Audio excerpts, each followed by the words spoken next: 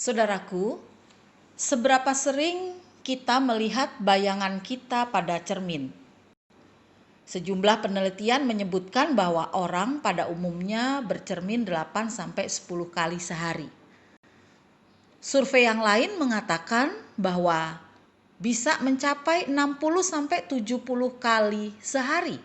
Jika yang disebut bercermin itu juga termasuk ketika kita melirik sekilas untuk melihat bayangan kita, misalnya di jendela toko, atau di layar ponsel kita, atau di wastafel, atau di kaca spion, atau di kaca-kaca di dalam mall misalnya. Mengapa kita begitu sering bercermin, saudara?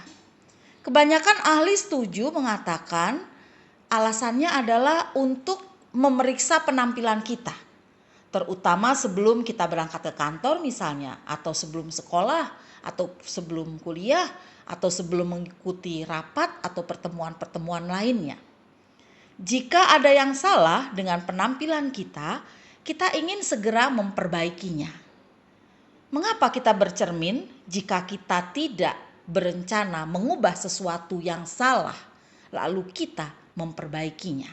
Saudaraku, Rasul Yakobus mengatakan bahwa membaca atau mendengarkan firman Allah tanpa menerapkannya adalah sama seperti seseorang yang melihat ke cermin lalu melupakan apa yang telah ia lihat. Yakobus 1 ayat 22-24 mengatakan, "Tetapi hendaklah kamu menjadi pelaku firman dan bukan hanya pendengar saja. Sebab jika tidak demikian, kamu menipu diri sendiri. Sebab jika seorang hanya mendengar firman saja dan tidak melakukannya, ia adalah seumpama seorang yang sedang mengamat-amati mukanya yang sebenarnya di depan cermin. Baru saja ia memandang dirinya, ia sudah pergi, atau ia segera lupa bagaimana rupanya." Jadi, ketika firman Tuhan mengajarkan kepada kita tentang kasih, kita pun harus belajar untuk saling mengasihi sesama kita. Tidak memandang status sosialnya, apakah dia punya jabatan atau tidak. Juga tidak memandang status ekonominya, apakah dia kaya atau miskin.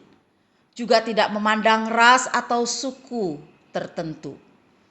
Atau jika firman Tuhan mengajarkan jangan iri hati, kita pun tidak boleh iri hati melihat kesuksesan orang lain atau kecantikan atau bahkan ketampanan orang lain.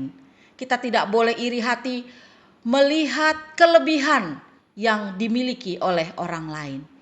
Atau jika firman Tuhan mengajarkan kepada kita jangan memendam amarah dan dendam, maka kita juga jangan memendam amarah dan dendam kepada orang lain. Dan seterusnya dan seterusnya. Intinya adalah lakukanlah firman Tuhan yang sudah kita dengar.